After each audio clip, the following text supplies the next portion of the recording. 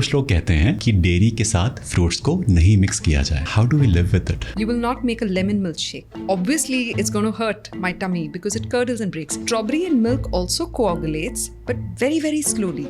How am I saying this confidently? Thanks to Ayurveda, by applying the principles of Viruddha Ahar, which is strong combinations of foods, we were able to train patients saying that ये combinations of food आपको नहीं खाना आज के बाद. Milk is really white poison. आपने बात करी about like cruelty free farm.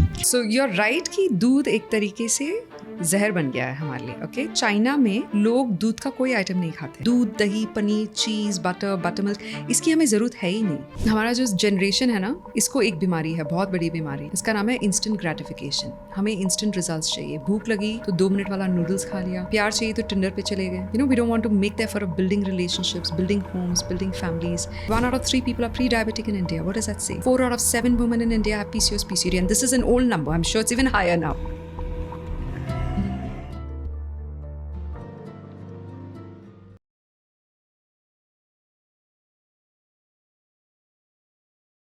So officially welcome Dimple on OMG. Thank you so much for being here. Thank you for having me and for creating a platform for healthy conversations. Yes. एक बात बताओ मुझे, बहुत ही personal सवाल है. बचपन से अभी तक strawberry milk shake, banana milk shake with काजू किशमिश वॉज टेस्टी. आज कुछ लोग कहते हैं कि डेयरी के साथ फ्रूट्स को नहीं मिक्स किया जाए. How do we live with it? And वो कुछ लोग वायरल जा चुके हैं, and that कुछ लोग is me only. Oh, आप ही थे वो. Do not have strawberry milkshake. And I remember all the people saying, don't take away my strawberry milkshake. I said, I'm so sorry to break it to you. Understand the chemistry of it, you know. Strawberries में क्या है? Vitamin C है. It's an immunity booster. Science में हमने पढ़ा है कि vitamin C causes milk protein to coagulate, to break, to curdle. Right? You will not make a lemon milkshake. You'll not make an orange milkshake. Because you're like, obviously it's going to hurt my tummy because it curdles and breaks. Strawberry in milk also coagulates, but very, very slowly, which you cannot see with the naked eye in the first half an hour. So if you make strawberry milkshake, leave it aside, you know, for half an hour, 1 hour, come back and see it oxidizes with the air. That oxidization will also increase oxidative stress inside your body, number 1. Number 2, when vitamin C comes into contact with milk protein and coagulates, if it happens outside your body, you're fine. लेकिन अगर वो आपके पेट के अंदर होने लगे, you know, अगर पनीर पेट में बनने लगा, तो वो दर्द करेगा. You know, babies tend to have very bad tummy aches if the mother has had fermented foods or khatta food or lemons and oranges while feeding. Like while feeding, not physically, but if she's had it through the day and she's feeding the child tends to have a lot of tummy aches. And I have corrected a lot of patients whose babies have come to us with colitis or, you know, tummy aches, very severe tummy cramps. I tell the mother, you cannot have sour foods. You cannot have lemon, tomato, tamarind, oranges, fermented foods like idli, dosa, dhokla, kombucha, kefir, pickles when you're feeding the child. क्योंकि वो microbes पेट में जा रहा है, बच्चे के पेट में. And it's causing the milk to curdle inside the baby's stomach. And the baby's gut lining is very sensitive. So वो फटने लगता है. It causes leaky gut syndrome. For adults, we don't feel the impact immediately क्योंकि we've hardened up over the years, right? तो अगर मैंने कुछ गलत खा लिया तो थोड़ा सा discomfort होगा, but we've learned how to overcome it or not pay attention to it.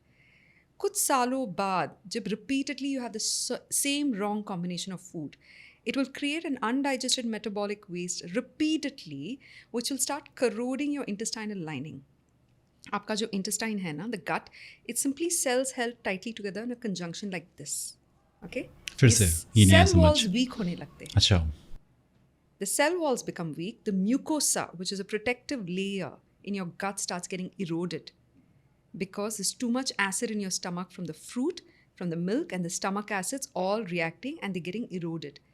The mucosa is getting stripped off, and instead of the nutrition getting released into the bloodstream through the cell walls, which are really tiny channels, now because the cell walls have become loose, even your undigested food, heavy metals, unhealthy bacteria are getting leaked into the bloodstream. अब leakage हो रहा है. Your immune system, your WBC, which is your army, comes and says, what is this leaking? I don't know the difference between the good cells and the bad cells, the good bacteria and bad bacteria, and the nutrition and the undigested food, it starts attacking everything. Now there's a war, there's a battle going on in your bloodstream. Your immune system is attacking your own body. Okay?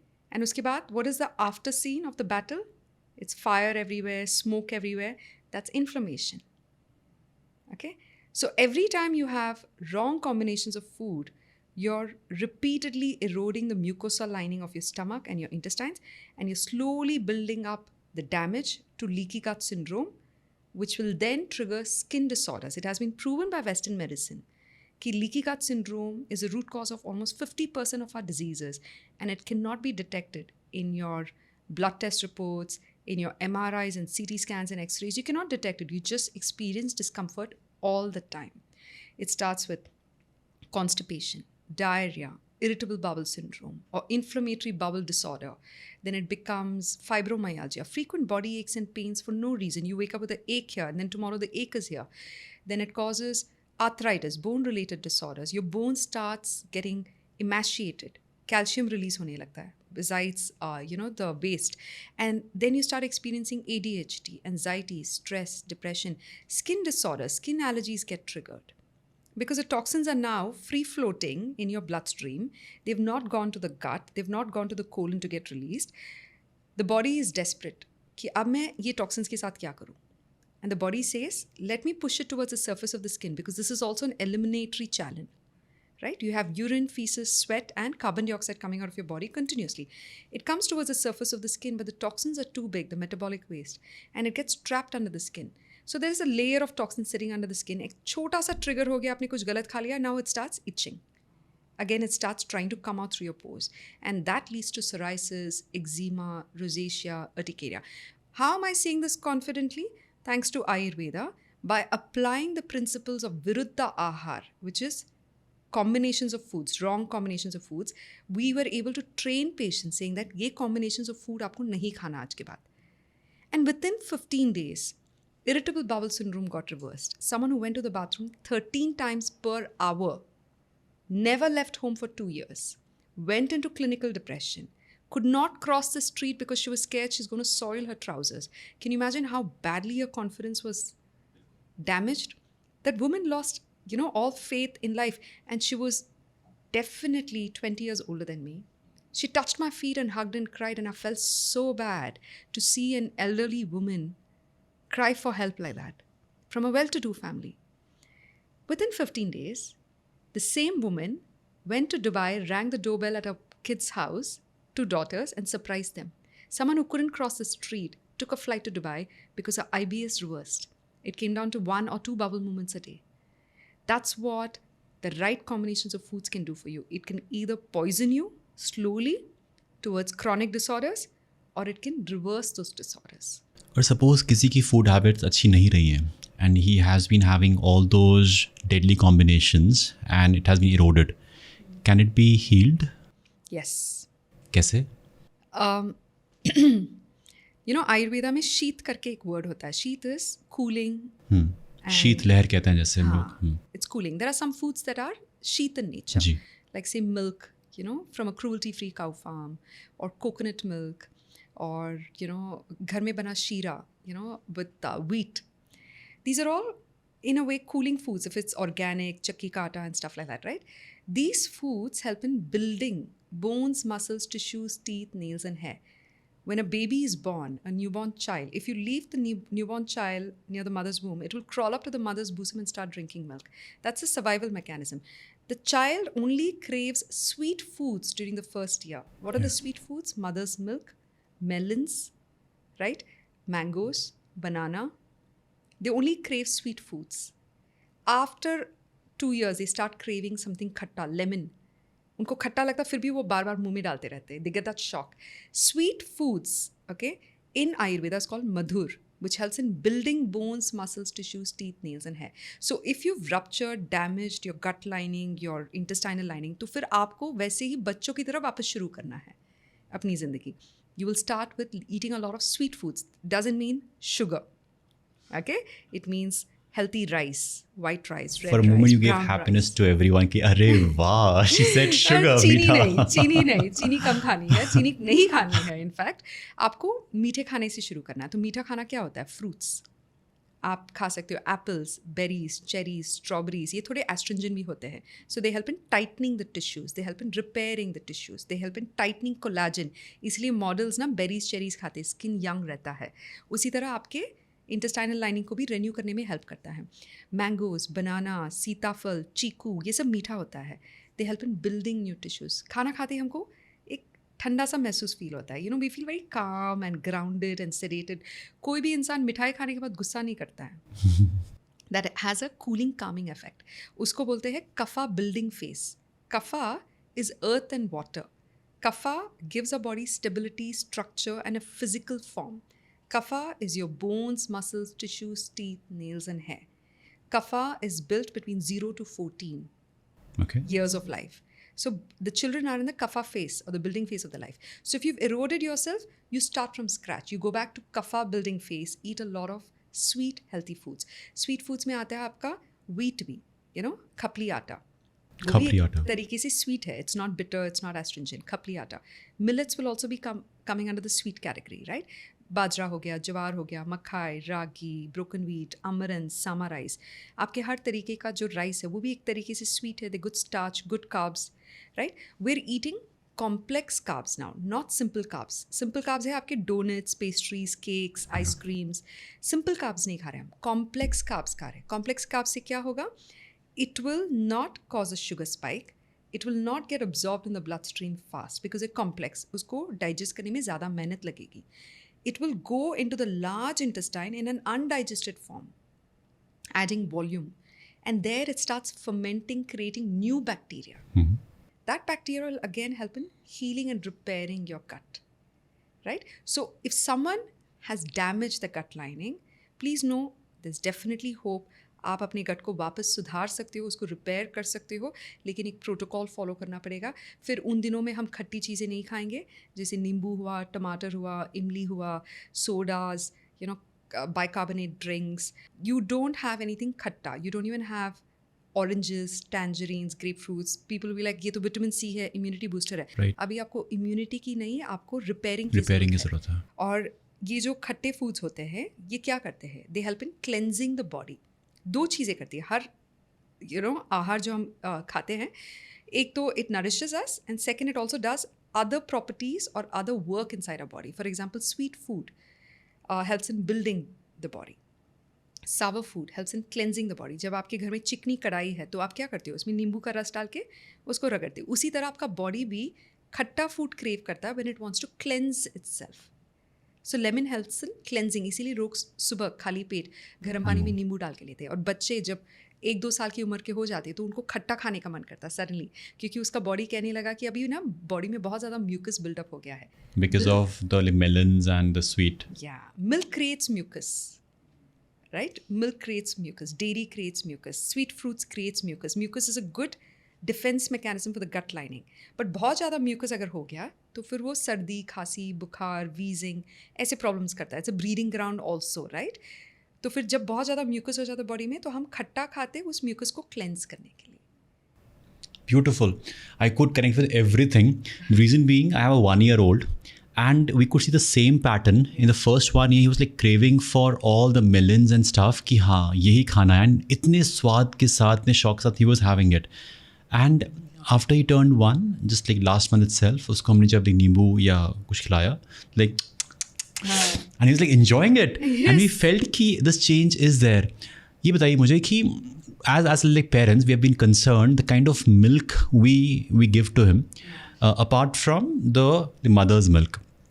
बहुत सारी बातें हुई हैं कि milk is like white poison. आपने बात करी about like cruelty free farm specifically.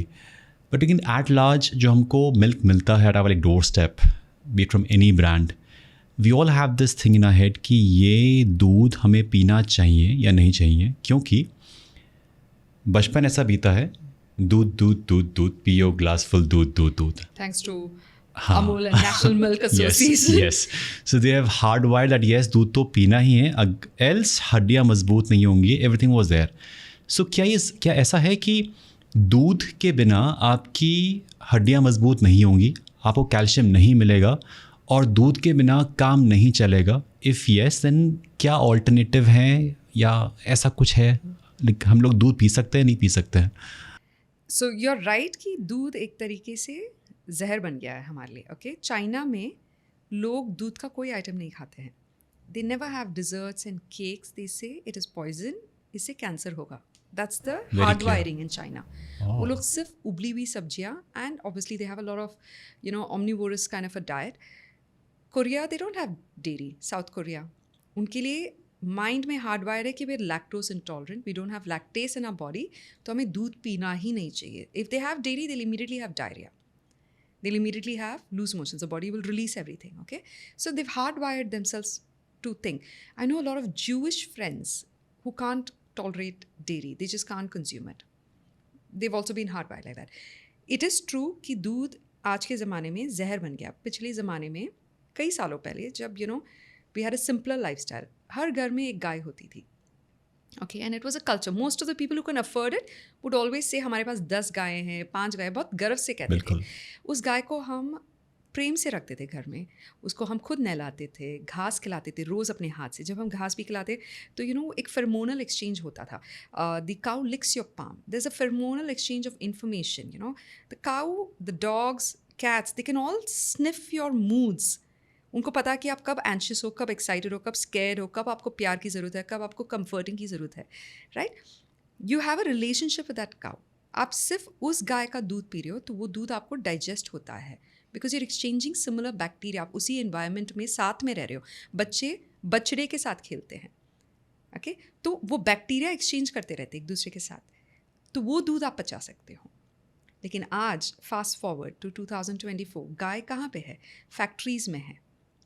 And they are injected with hormones, steroids, antibiotics, forced to give birth every year, जबरदस्ती. जबकि गाय शायद अपनी ज़िंदगी में 2 बार या 3 बार जन्म देती है बछड़े को. अब हर साल उसको जन्म देना पड़ता है बछड़े को, ताकि वो दूध बना सके. And they are attached to machines that machines attached to the udders to suck milk out of them, which may not stop on time. It's sucking pus and blood out of the cow sometimes. And the cow has been separated from its calf. Do you think an unhappy cow will be happy to give you milk? The unhappy cow, which has been separated from its calf, the unhappy cow knows it is designated for slaughter, is releasing cortisol, pus, blood, estrogen, hormones, steroids, antibiotics into the milk. Would we like it if a woman, a human being, we cannot even visualize this, was caged and forced to give milk for like 100 infants? Would we like it? But we do not visualize it because we don't want to accept the reality that this is where it has come from. Ever since I understood that, I'd rather go hungry than have dairy. Right? दूध, दही, paneer, cheese, butter, buttermilk, इसकी हमें ज़रूरत है ही नहीं. And we're the only animal in the social, we're the only animal in the entire food pyramid that drinks the milk of another animal. तो किसको दूध की ज़रूरत है? Let me tell you. So गौशाला बहुत कम है इस दुनिया में. Okay? Maybe हर सिटी में एक गौशाला होगा जहाँ पे कोई इंसान ने डिसाइड किया लैंड खरीद के rescue the cows and keep them very kind. वहाँ पे उनको इंजेक्शंस नहीं देते, बहुत सूखी सूखी रखते हैं. Like my grandfather has a 100 acre farm, वहाँ पे बहुत अच्छे से रखते हैं. मैं साल में एक बार उस गौशाला से कुछ दूध का कुछ पी सकती हूँ, क्योंकि I also donate to it and I know she is blessing me back with that. Right? वहाँ से ले सकती हो. लेकिन वहाँ गौशाला कम है, दूध कम है, वैसा क्रूअल्टी फ्री. तो आप वो दूध को बछड़े के लिए रखिए पहले. बछड़ा पीने के बाद अगर एक्सेस दूध हो तो बुज़ुर्ग के लिए रखें जिनकी हड्डियाँ कमज़ोर है, और बच्चों के लिए रखें जिनकी माँ दूध नहीं बना पाती है. Right? Otherwise a mother's milk is enough for the first 2 years along with some solid food, और उसके बाद you can actually transition to coconut milk, almond milk. बादाम का दूध दे सकते हो, नारियल का दूध दे सकते हो. बहुत ही अच्छा है, नारियल का दूध शीत है इनफैक्ट. एंड आई रिमेंबर कि बीच में जब मैं बीमार पड़ी थी तो मेरा बॉडी क्रेव कर रहा था coconut milk ice cream. Vegan ice cream है, तो मैं दिन में 3-4 कोकोनट मिल्क आइसक्रीम खा रही थी. मुझे लगा ये क्या हो रहा है, 2 साल बाद मैं आइसक्रीम क्रेव कर रही हूँ. फिर मेरे डॉक्टर ने, मेरे वैद्य ने मुझे बताया कि तुम्हारी बॉडी में उस शीत की ज़रूरत थी. It was healing some broken tissue. I said oh now it makes sense. So you can give your child नारियल का दूध, great for skin, great for your hair. It has good fatty acids in it, good fats in it, which helps in repairing your gut lining. Rose, there is some damage. And on a daily basis, a coconut milk will help in repairing it. And it's like for everyone, not just a kid, even adults as well can have it. Absolutely. In fact, मेरे घर में एक rule है, हर हफ्ता नारियल तोड़ते हैं, नारियल को फिर पानी के साथ पीस के उसका दूध निकाल के एक कांच के बॉटल में हम फ्रिज में रखते हैं. वो अगले 3 और 5 दिन तक रहता है. और मुझे जब भी मन करता है, आई हैव अ मिट्टी का glass, I will take 1 glass of coconut milk, sit down, उसमें थोड़ा सा जीरा डाला, थोड़ा पिंक सॉल्ट डाला, छाछ मसाला डालना तो डालो, ग्रेटेड क्यूकम्बर डालना तो डालो, खीरा, बैठ के आप शांति से, आपको खुद को अच्छा लगेगा. यूल बी लाइक मुझे एकदम शांति सा फील होता है. Coconut is a blessing from mother nature and हमारे देश में तो it's abundantly found. We are a tropical country, so take advantage of it. Drink coconut milk when you can. बादाम का दूध, आप 7 से 10 बादाम तो आराम से खा ही सकते दिन में. 7 से 10 बादाम का 1 ग्लास दूध बन ही जाता है. That's enough. बादाम के दूध से आपका मिल्क शेक्स अच्छा बनता है, आपका टी एंड कॉफ़ी ज़्यादा टेस्टी बनता है. नारियल के दूध से आप छाछ बना सकते हो डायरेक्टली. नारियल के दूध से आप दही भी बना सकते हो, करीज़ बना सकते हो, Thai curries and all of that. कितना डिलिशियस लगता है. It has a grounding, calming effect on your body. Badam milk is also good for the eyesight, is it so? Yes, almonds is good. It's got vitamin E. It's good for your skin, hair and eyes as well. आँखें sharp करती है. That's why they say, right? It's not a food myth, but it is definitely very effective. And in fact, Ayurveda में कहा गया कि बादाम एक ऐसी चीज़ है जो directly ओजस बनाने में मदद करता है. ओजस. So हमारे बॉडी में सप्त धातुस है, 7 tissues, 7 layers. Okay. The first layer is plasma. Then we have blood, rakt. Then we have muscles. Then we have adipose, which is good fats. Okay. Then we have bone. फिर bone का byproduct है teeth, nails, hair. Then we have bone marrow. उसका byproduct है central nervous system. And then we have the sperm and the egg. That's the 7th tissue. The 8th bonus tissue is called ojas. Ojas क्या होता है? Ojas is that essence of life. अभी ये दिया जो है, इसका जो फ्लेम है ना, वो ओजस है. It's the essence of life. Ojas से आता है आपको खुशी वाली feeling, purpose in life, sweetness in your relationships, desire to contribute to the society. Those good feelings comes from ojas. अगर ओजस नहीं रहा किसी के शरीर में तो वो इंसान क्लिनिकली डिप्रेस्ड हो जाता है. दिया अगर बुझ गया, then the purpose is lost. The physical body, the kapha is the outside of the diya, right? And the ojas is the flame that is coming out.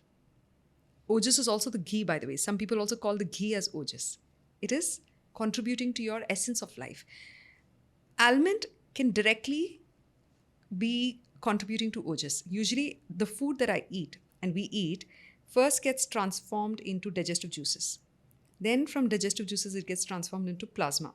The purified part of plasma gets transformed into blood. The purified part of blood gets transformed into muscles. The purified part of muscles into, adipose, and then into bone, and then into bone marrow, then into sperm, then into eggs, and then ojas. So what you've eaten today will contribute to your ojas maybe after 21, 30 days, provided you've eaten clean for the next 21, 30 days. But almonds can contribute to your ojas directly and on a regular basis. So अगर आप रोज 7, 9 या 11 बादाम का seven करेंगे तो आपके body में वो ओजस बनता रहेगा. फील कैसे होगा कि मेरे अंदर ओजस बन रहा है? क्या वो होंगे? आपकी खुशी वाली फीलिंग है. अगर आपको it's not your strength or your ability to do 100 bicep curls. Ojas is something that gives you a feeling of happiness, contentment, sweetness in your relationship, better moods, happy, the serotonin and the dopamine rush. That is ojas. Now, dopamine is like something that can hit you and go, right? Ojas is more stable, gives you peace. So that's the final tissue or the bonus tissue in Ayurveda, which you can't put a physical form to. You can put a physical form to bones, muscles, teeth, nails and hair. Ojas you can't put a physical shape to.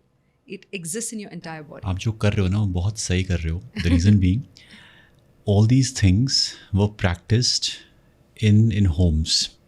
And we as kids were doubting कि क्या फालतू बातें हैं papa mummy, मतलब ये सब कोई relevance ही नहीं है. Look at the modern ads and the medicine and stuff. Now I can relate.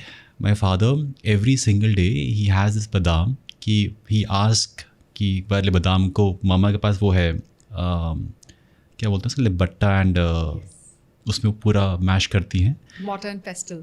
हाँ, उसे इंग्लिश में बोल सकते हैं, but in Hindi we call it as batta and silbatta होता है ना. हाँ, यस, सिलबट्टा बोलते हैं, है ना. सो उसमें वो लोग उसको पीसते हैं and then they would, and I realize कि वो इतने काम, इतने हैप्पी क्यों रहते हैं. नाउ आई नो इट कि where is it coming from.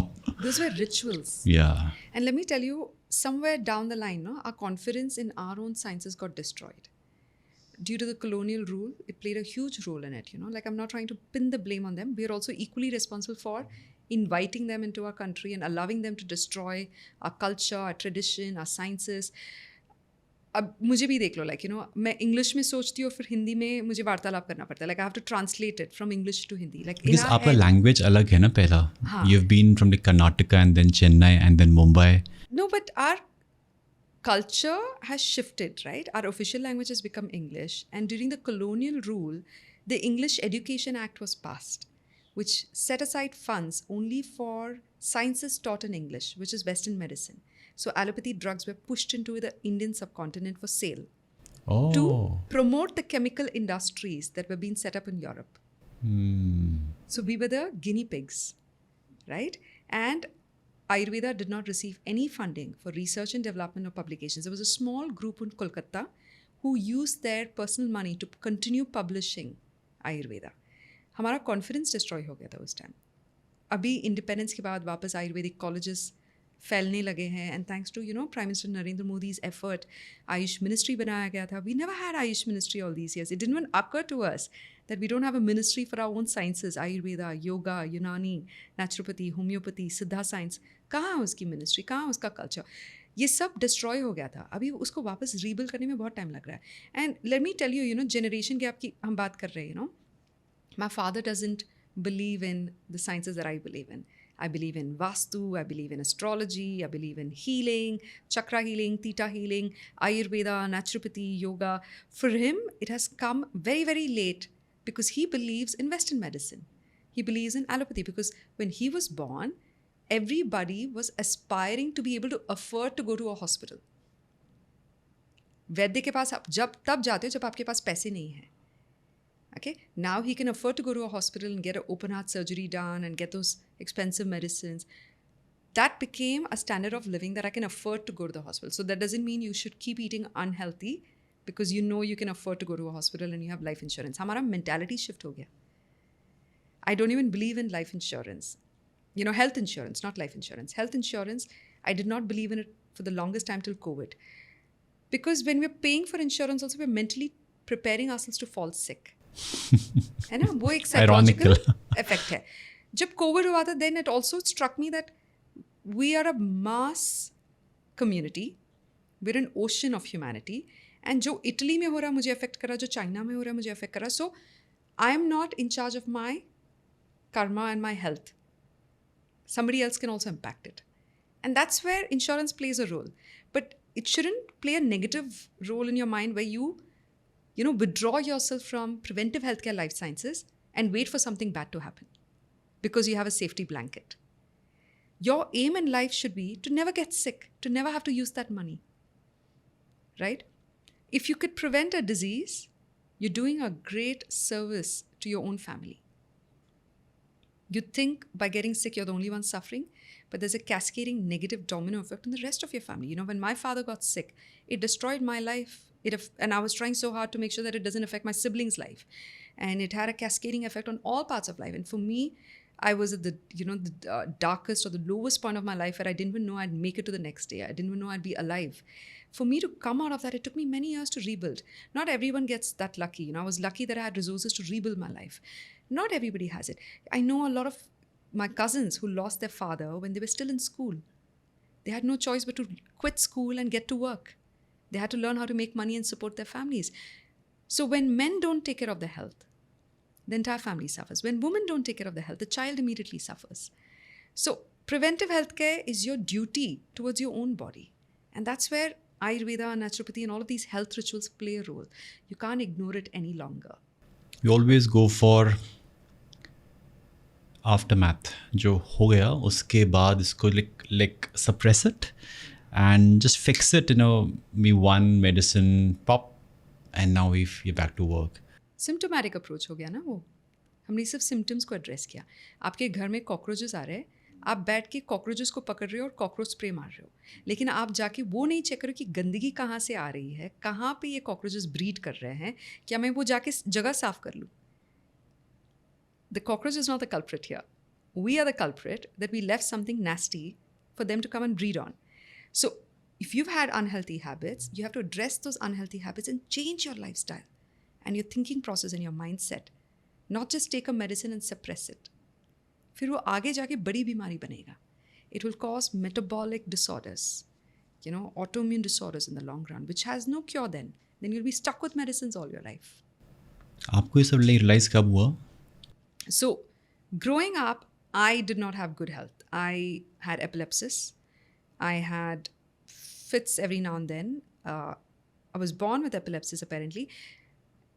Till the age of 11, I had it. And then I started having migraines every single day up to the age of 16, 17. I remember every single day migraine was normal. Then I would have shooting pain in my eye as if there is a needle stuck inside my eye. I couldn't blink. So I knew there was some nerve that was pulling or something, Nothing made sense. And then I had a cancer scare when I was 16 when I detected a tumor in my body. So I thought, okay, anyways, I'm going to die. So I'm not going to burden my parents and tell them. 6 months later, it became too big, the tumor, and I couldn't breathe. So I told my mother, we rushed to the hospital. We did needle biopsies. We did, radiation. We did mammograms. We did a whole lot of traumatic things. Then I had to be rushed into surgery because the radiation caused the tumor to grow to twice its size in a week. I lost a lot of blood in that surgery, came out. I had to learn how to walk all over again because I couldn't walk after having lost so much blood. Then a year later, another surgery because the tumors came back.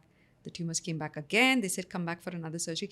Aise karte karte, I had 4 surgeries. How young were you back then? I was 16. So I was 8 when I had my tonsillitis surgery. The tonsils were removed. I was 16 maybe when I had my second surgery for fibroids. I was 18 when I had my third surgery. And I think I was 20 when I had my deviated septum surgery because I was in my first job then. And then I was called back for a 5th surgery for the tumor again. And I put my foot down. I said, I'm done. If you can't give me a guarantee कि ये surgery करने के बाद कभी मुझे tumors नहीं आएंगे वापस, कभी मुझे fibroids नहीं आएंगे. I was lucky कि वो benign था, carcinogenic नहीं था. Cancerous नहीं था. It was not malignant. I was lucky. Not everybody gets lucky. But can you assure me that the tumors won't come back? They said, no, there's no guarantee. I said, then that means you're not addressing the root cause. आप ऊपर से सफाई कर रहे हो, अंदर से सफाई नहीं कर रहे हो. And I forgot about it, went back to my life, focused on my life. And by then, my dad ended up in the hospital for an open heart surgery. 4 weeks before that, his brother passed away from a sudden heart attack. His kids were still in school. 3 days after my dad's surgery, his mother died of heart attack. And 2 years before that, we lost another uncle to, a depression. So suddenly, everybody was falling like 9 pins in my family. And I made a very bad decision at that point in time. My father was extremely stressed and he wanted to get me married off so that he could then take care of my sister and brother. And I married the first guy he brought home. And I ended up in an abusive marriage and I had to be rescued. I didn't even think I'd make it to the next day. So my grandfather rescued me. So you see how it has a cascading negative domino effect. My dad and his brothers did not take health seriously. They took wealth seriously. They thought their job is to make a lot of money. हमारा काम है पैसा बनाना, परिवार को सुखी रखना. But आपने अपने health की परवाह नहीं की. तो उसकी वजह से पूरे परिवार पे एक गलत असर पड़ा. पूरे परिवार को उसका नेगेटिव असर भोगना पड़ा, भुगतना पड़ा हम सबको. That's the lesson I tell every man, every woman there. If you have someone in your family who depends on you, your parents, your partner, your children, your first duty is to take care of your health. Because when you get sick, you become a burden to everyone. And even if you're not a burden, if you choose to hide your sickness and take care of yourself, you're still creating a negative energy field in your family. Everybody's going to get affected by you. And it's not fair. इसीलिए तो कहते हैं planes में पहले अपना oxygen mask लगाइए, फिर अपने बच्चों को पहनाइए. जब आप खुद सुरक्षित नहीं तो आप अपने बच्चों का क्या ख्याल रखोगे, है ना? So health has to be the first priority for every being in this world that can afford it. Even on the streets, you see people, they first prioritize food, then shelter. Of course, that's a basic need. You have to prioritize your nutrition. You have to prioritize your health. And then take care of your shelter, financial security. All of that goes hand in hand. Of course, without financial security, you will not be at peace. You'll not be able to eat well. You'll not be able to take care of yourself. But you don't lose your health to make wealth. And men especially do that in India.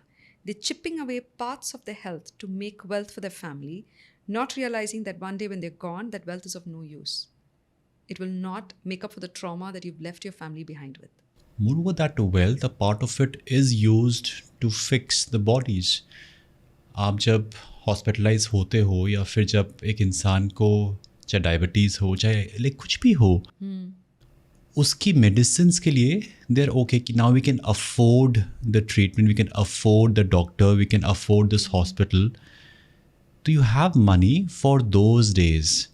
Not like if I have to eat healthy every single day, if I have to invest in any of the natural therapies, that's not a vacation for them. Vacation means कि गोवा जाके जो खाना है वो vacation है, जिसके में बहुत सारा पैसा है.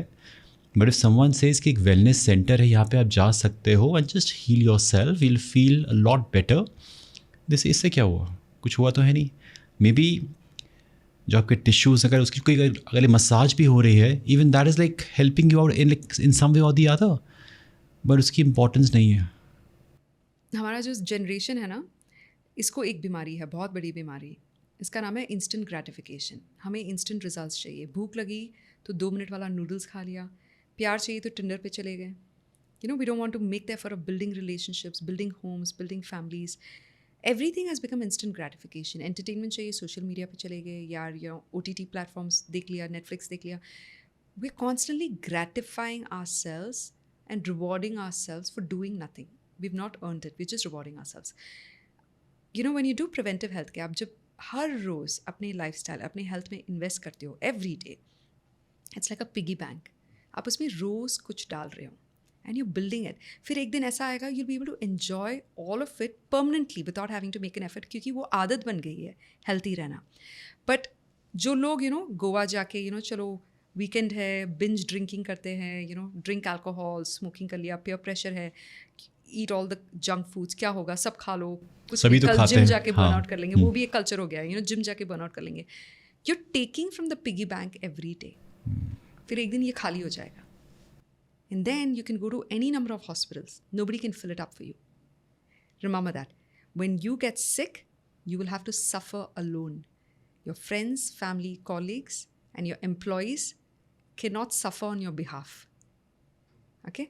आप सोच रहे हो कि I can afford hospitals and treatments, but that mentality is wrong because you'll spend the rest of your life suffering. Now, visualize this, कि आपकी उम्र, thanks to modern science, through all those transplants and everything, our lifespan has become 80, 90, 100 years. But our health span has reduced to 20, 30 years. आजकल 10 साल के बच्चों को बीमारियां हैं, PCOS, PCOD, thyroid, clinical depression.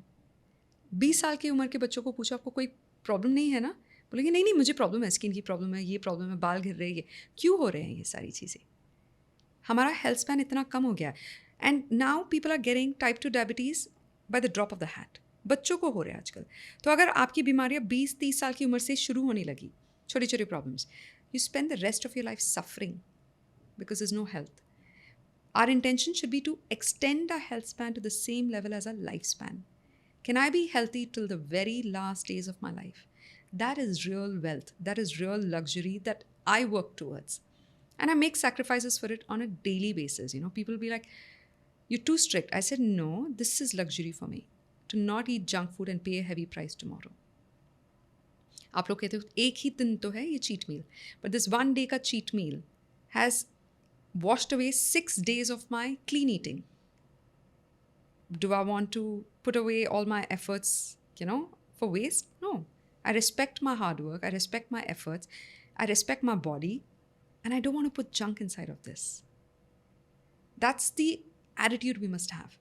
Understand what that food is doing when it enters your body. मैदा खा लिया, कुछ नहीं हुआ, पास्ता ही तो खाया, नूडल्स ही तो खाया, ब्रेड ही तो खाया, एक ही बार तो खाया, वो जाके अंदर पेट में चिपक जाता है 6-7 दिन तक. वो सड़ता रहता अंदर. It's rotting, पुट्रीफाइंग, releasing gases. फिर आप जो फ्रेश फूड्स खा रहे हो, फ्रूट्स और वेजिटेबल्स, वो भी किसी का फ़ायदा नहीं करेगा क्योंकि वो जाके वहीं पे चिपक गया मैदे के साथ. That's also rotting, पुट्रीफाइंग. Your fresh food is mixing with your undigested rotten food stuck inside your system. They're all releasing gases, and फिर you're complaining I'm always bloated. Obviously, there's undigested waste stuck in your system. Bloating, indigestion, constipation, diarrhea, gas, irritable bowel syndrome, GERD, acidity, burning sensation, reflux. If I ask people in a community or in an audience, how many of you have even one of these symptoms? Everybody raises their hand. Very rarely have I come across someone who says, I have 0 problems. Very rare. And when someone says that, I literally look up to them and I say, thank you for taking care of yourself. Share your secrets with us. Very rare. And that's such a sad thing. Right? 1 out of 3 people are pre-diabetic in India. What does that say? 4 out of 7 women in India have PCOS, PCOD. And this is an old number. I'm sure it's even higher now. Most women are undiagnosed. They don't even know they have PCOS and PCOD. Infertility, gynecological disorders. Mental health issues are on the rise. India is leading. It's in the top 5 countries now for anxiety, stress, depression. कहाँ से आ रहे हैं? आपके gut microbes unhealthy है. इसमें कचरा फंसा हुआ है. And this gut is your second brain. आपका second brain को तो आपने विनाश कर दिया. फिर आप first brain पे pressure डाल रहे हो. तो obviously anxiety, stress, depression होगा. है ना? तो जो हमारी दिनचर्या है वो कैसी होनी चाहिए? You know, we're diurnal beings. Diurnal यानी हम our body clock responds to the sun and moon. हमारा दिन 2 हिस्से में बटा हुआ है. ओके, सूर्योदय, सूर्यास्त के बाद दूसरा पार्ट शुरू होता है. Rise with the sun, set with the sun. एक सिंपल रूल हमें फॉलो करना है, ना कि 10 और 11 बजे उठे. काफ़ी सारे ऐसे यंगस्टर्स 10-11 बजे उठ रहे हैं. No purpose in life. Okay, don't do that. Even if you have no agenda in life, wake up 45 minutes before sunrise if you can. Okay, अगर आप ब्रह्म मुहूर्त में उठ सकते हो तो और भी अच्छी बात है. ब्रह्म मुहूर्त जो है 1 hour 48 minutes बिफोर सनराइज शुरू होता है और वो 48 मिनट्स तक लास्ट होता है. ब्रह्म मुहूर्त यानी is the hour of creation. Brahma is the creator. अगर आप ब्रह्म मुहूर्त में उठ गए, you become the co creator of this universe. You creating your own life. You are deciding where your life is gonna head. Okay, you are in the driver's seat, not in the passenger seat, sitting in a car without a driver, and the car is speeding. Imagine, how scary is that? आपकी life वैसे हो गई है. आप passenger seat में बैठे हो और आगे कोई ड्राइवर है ही नहीं और गाड़ी एकदम तेज़ी से आगे जा रही है और आगे खाई है. Scary. This puts you in the driver's seat when you wake up 45 minutes before sunrise. That's one trick. Set with the sun. सूर्यास्त के बाद, don't do heavy activities. Eating a big meal, junking, partying. I know it's tempting. You have a lot of energy. You need to go out, party, socialize. नहीं तो आपको FOMO होता है, fear of missing out. शायद मैं नहीं जाऊँगा parties में तो वो मुझे भूल जाएंगे. They'll have more fun than me. Fine, go for 1 or 2. But don't overdo it. Because remember, every time you're going out late in the night, you're sacrificing parts of your body because your body repairs itself between 10 p.m. to 2 a.m. That's called the Pitta clock in Ayurveda. When the liver and the kidneys also actively detoxify, they're the largest detoxifying organs. They collect toxins from everywhere and prepare it and keep it ready so that the minute you wake up at 6 o'clock, you must wake up with the urge to go run to the bathroom and release all the waste in 2 minutes and come out. Not sit there for 15 minutes and then complain about hemorrhoids and piles and fissures. Colon health has gone for a toss because we're waking up late. The colon is active between 5 to 7 a.m. The liver is actively detoxifying between 10 p.m. to 2 a.m. when you should be fast asleep. This is for everyone. All of us. Not depending upon at what time do we wake up. No. People who wake up late usually have constipation problems. People who wake up late always wake up feeling confused because the metabolic fire in your stomach doesn't listen to you or your alarm clock. It corresponds to the position of the sun. When the sun rises, the metabolic fire in your body also starts rising. You see animals and birds also waking up and chirping. The same thing is happening inside your body. It's just that you're not paying attention to it. Our intuitive intelligence is a software that Mother Nature's installed in us for survival, so that we survive. Mother Nature doesn't want us to die. Okay? And our body also doesn't want to die. But we are abusing it. So our intuitive intelligence says that the sun has started rising, the metabolic fire will also start waking up. So when you wake up, you have a mild hunger for a small breakfast. When the sun is at the peak in the afternoon, your metabolic fire is also at the peak. You have an appetite for a big meal. In the afternoon, when the sun is at the peak, your metabolic fire is also at the peak. You have an appetite, a voracious appetite for a big meal. आपको junk खाना तो ये time पे खाओ आप, क्योंकि वो time पे आपका बॉडी अच्छे से पचा सकता है. And when the sun starts setting, your metabolic fire also starts setting. Your digestive juices also stop being prepared in your stomach. Have a small meal for dinner. And don't consume solid foods after sunset. Very rarely, if I have to eat so that I don't get a headache, I will eat a very small portion just to satiate the stomach acids that are active. Saying, here's a little food to work on. I'll not have a 7-course meal. Okay? If I did, I know the next day my colon is going to punish me. Saying that, why did you have that? You need to give your body a 16-hour break if you can, from sunset to sunrise. If you can't do 16 hours of intermittent fasting, 12 hours भी कर लो आप. रात को 10 बजे सोए, सुबह उठ के 8 बजे के बाद आप खाना शुरू करो. 12 to 14, 16 hours, if you can pull it off, nothing like it. That gives your body the time to repair damaged tissues, muscles, and nerves, and to actively detoxify the organs and collect the waste. You should not go to bed with a pile of food in your stomach. खाना खाया 10 बजे और 10:30 को 11 बजे सो गए. There's a pile of undigested food. And the feeling is like, I can sleep आपको वो now. भारी but the thing is that, feeling, oh, it feels good. We're eating to suppress our emotions. You're eating a heavy meal ताकि वो भारीपन की वजह से your brain cannot Turns worry. off, yeah. So that's your artificial dopamine hit. You're doing that deliberately so that you don't have to think about your problems and solve your problems. People solve their problems on an empty stomach, not on a full stomach. Nap. You rest. This was hard. If you look at it, people solve problems when they have an empty stomach. जब वो भूख होती है जिंदगी में, तभी इंसान कुछ करता है. You have to stay hungry if you want to achieve something. And see the brightest thinkers in the world. Albert Einstein, look at everyone. They were not foodies. Did you see them binge eating on pizzas and burgers?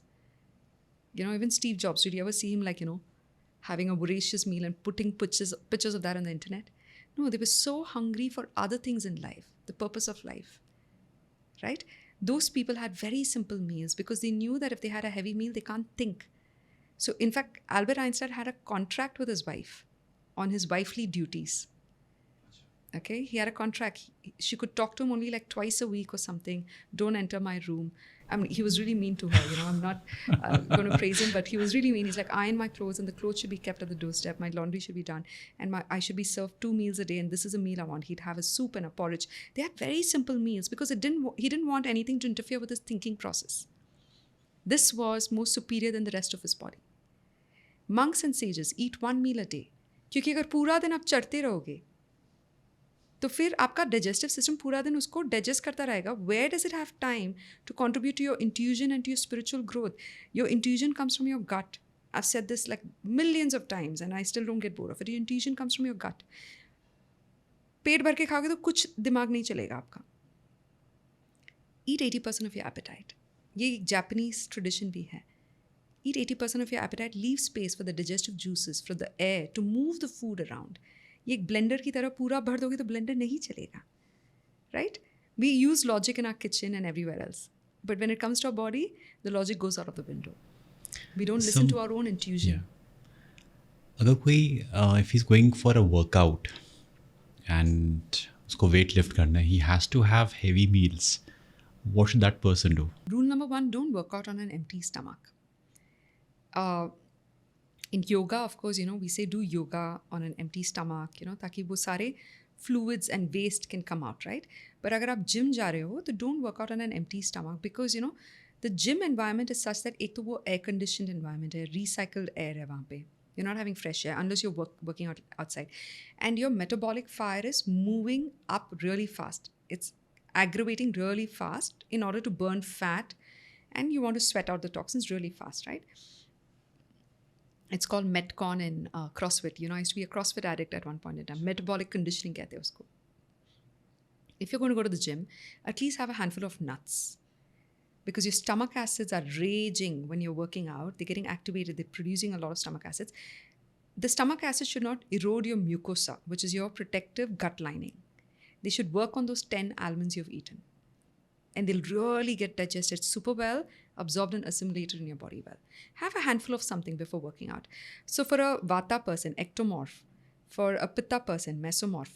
An ectomorph Vatta has dryness and irritability very fast. If you're going to the gym, it's better to have a handful of nuts, okay, so that the stomach acid doesn't erode your mucosa.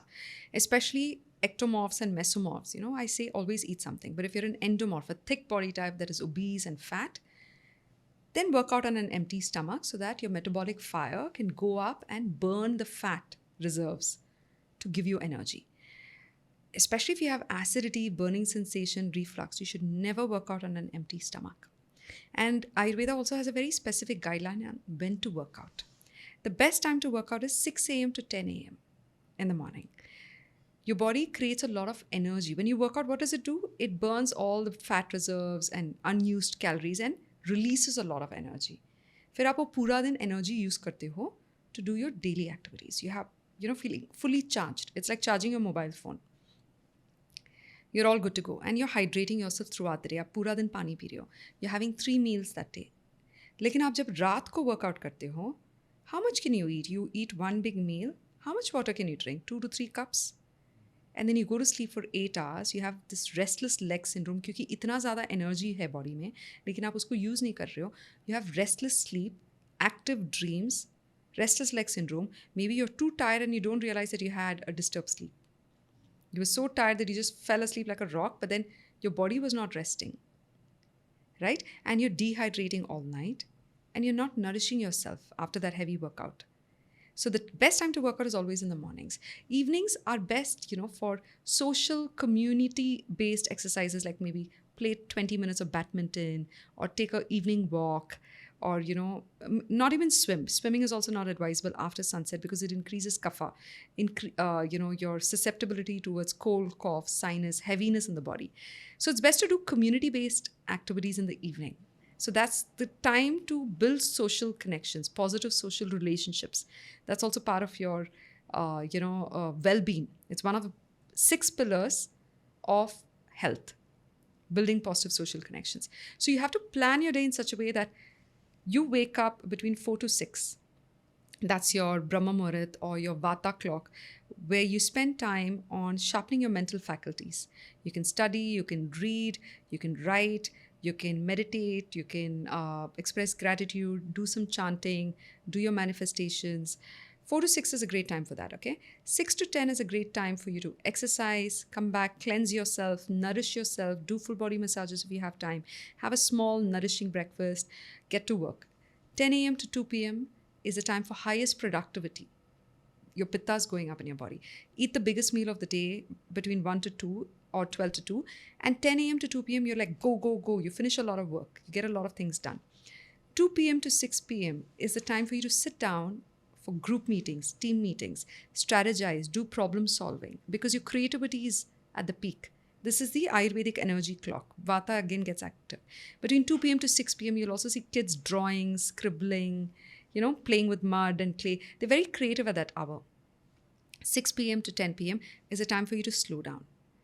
You have the smallest last meal of the day at 6 o'clock, and then you socialize, engage with the community, with the society. We don't live in isolation. No man is an island. And 10 p.m. to 2 a.m. is a time for deep REM sleep, rapid eye movement. That's the time we dream in black and white. That's the time we go into a deep state of rest and restoration. 2 a.m. to 6 a.m. is again the time for Vata clock in the morning. So you wake up anywhere between that. So a lot of monks and sages have trained themselves to wake up at 2 o'clock. They don't want to miss even 1 minute of that Vata clock. They meditate, they chant 2 a.m. to 6 a.m. Then they go about their daily activities. And because they've had a long day, at 2 in the afternoon, they take a nap. Because they've already finished a 12-hour cycle. They can afford to take a nap. But if you're someone who's already just waking up at 7, 8, 9, you don't deserve a nap. Please don't do that. Your metabolic fire, your digestive health will all go for a toss. Because it's not getting time to build. Right? So give yourself this 12-hour cycle. And there's also this, very beautiful calculation that someone had shared. I can't remember the original creator of this idea. Divide your day into 3 parts. 8, 8, 8. 8 hours for sleep and rest, restoration. 8 hours for work, for your professional life. You build your career, make wealth. And 8 hours for other things like, 2.5, 3 hours for nourishing yourself with food, bathing, cleansing. 2.5 hours for, your personal activities like hobbies that you like reading, writing, painting. And the remaining 2 hours for social connections, friends and family. So you need to divide your day. But we become so hungry for everything in this one lifetime. हम लोग 14 से 16 घंटे काम करते हैं. We're working 14 to 16 hours and then just crashing for those 8 hours. We're not building social connections. We're not paying attention to our nutrition. We're not mindful of our eating habits, of our resting habits. We're not meditating. We're not chanting. We're not doing things that nourishes us. We're doing things that depletes us. That's where people go for vacations. Chalo, theek hai, if we work for 5 days at a stretch, let's have weekends to ourselves or maybe a long vacation where they can just rejuvenate. Because the work demands, 8 hours of work is a bit unrealistic in today's world, which includes the travel as well. Yeah, तो वो कैसे feasible हो पाएगा? true. So that's why we have a Sunday, which is mandatory. There was a time when I abused all my Sundays by working at the farmer's market, trying to promote Ayurveda, bring more people into the clinic. I didn't take a Sunday off for 2 years. And then my body decided to crash. It refused to walk. I developed, sciatic pain, like sciatica pain started happening. I started developing slip disc and lower back problems. And I'm like, wait, I'm running a clinic and why am I with the health issues? And that was a wake-up call for me. If I'm going to abuse my body, I'm not going to be there for my baby, which is my clinic. And then that's going to suffer. And the people who depend on this, the patients, the students who need us will suffer. So then that sense of responsibility came back, right? Sundays is for you to go into a deep state of rest. Now, if you've been someone who's sleeping very less, instead of sleeping 7 to 9 hours, you're sleeping only 5 hours or 6 hours, you're waking up, you have an early morning flight. And so you're collecting something called debt sleep, DEBT. Debt sleep means उधार रह गया वो. Okay आपको उधार चुकानी है. तो Sunday जब वो टाइम आएगा आपको उधार चुकानी है. तो आपने जितने घंटे नहीं सो पाए पूरे हफ्ते में वो आपको संडे चुकाना है. तो Sunday is a great time for you to have fermented foods to invest in your gut bacteria. हम संडेज को ही इडली डोसा खाते हैं. We don't have idli dosa throughout the week. It's only for Sundays. Because fermented food खाने के बाद you need to rest. You need to take a nap. Because your gut is busy creating new bacteria. It's fermenting. Take a big nap. Watch a movie, a mindless movie, or read a book. Spend time with your family doing mindless activities. Don't look at the clock. And don't leave the house if you ask me. Stay at home. That's the best relaxation, rejuvenation that you can do for yourself. I force myself to stay on the couch with my books and with the TV, and I force myself to watch some content, to read, to take a big nap, and 2 meals is enough. His body's at body rest. Yes. Every Sunday has to be a forceful rest. And vacations are very, very important. I ignored that also for the longest time. I said, बाद में कर लेंगे vacation. We have a lot in common. High five. Which is not healthy, right? Not healthy. Not healthy. So we will all hit that crash, that crashing point where the body refuses to move forward. And the body refuses to move forward by manifesting diseases. Okay, cold is the body's way of slowing you down. When you're stressed, exhausted, fatigued, and you're not paying attention, the body creates a lot of mucus to slow you down because mucus is heavy. It just slows you down. And you've noticed when you're having a cold or a cough, you're unable to do things. It's like dragging 2 donkeys with you that doesn't want to walk with you. That's how your body becomes. So your body creates cold in order to put you into a resting phase. So take a lot of rest, eat a lot of food, feed the cold, eat a lot of nourishing foods, drink a lot of warm water. When you have fever, it's exact opposite. Starve the fever. Don't eat anything. If you have to, maybe a little bit of tea and 2 biscuits, a healthy, organic, wheat-based biscuits, or a very little bowl of soup or a porridge. Don't eat at all because the body is trying to flush out some heavy metal or poison or toxin that's entered the body. The body has increased the body temperature to induce sweating, urine, and feces. Everything is wanting to come out. Everything must go out. At that point in time, if you put food in your stomach, there's no digestive fire here. The digestive fire is dissipated to the rest of the body, trying to flush out toxins. And that food will just sit there, slowing your recovery process. So feed the cold, starve the fever, rest every Sunday. The Jewish community have a very strict rule. They don't touch technology for 24 hours. It starts, I think, on a Saturday evening and ends on a Sunday evening for them. Or is it, it's a Saturday evening to Sunday evening.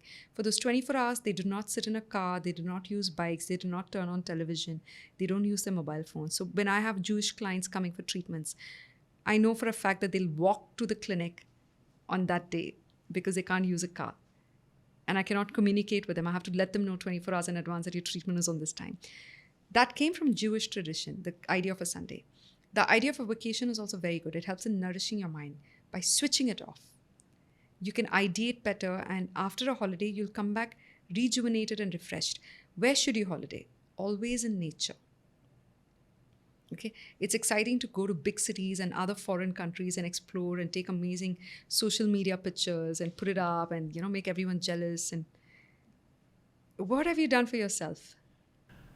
Or maybe if you stay within the country as well, you would lock yourself in a hotel room and just hog on the buffet, and again go back to sleep and again hog in the lunchtime and then back, and you feel do ki, that at हाँ. home? But the idea of a vacation is to bring your body back to its source energy. आप mobile phones को रोज charge करते हो, अपनी body को कब charge करते हो? तो a vacation should be in the lap of Mother Nature. So have 2 vacations. Go to a fancy country once a year, but also make sure there's another vacation where you're going into nature. जब आपके body में गट microbes compensate हो जाते हैं, they get compromised because of the stress and lack of exercise, lack of sleep, lack of healthy foods, and lack of good bacteria. You've got emaciated, you've taken antibiotics, आपने सारे bacteria destroy कर लिया. अगर आप forest bathing करेंगे, go out in nature, play with mud, walk barefoot, आपके gut microbes वापस rebuild हो सकते हैं.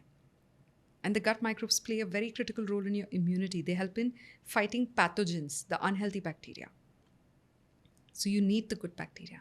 That will come only from nature, right? Just like how a child feeds, itself by asking the mother for milk every 2 to 3 hours.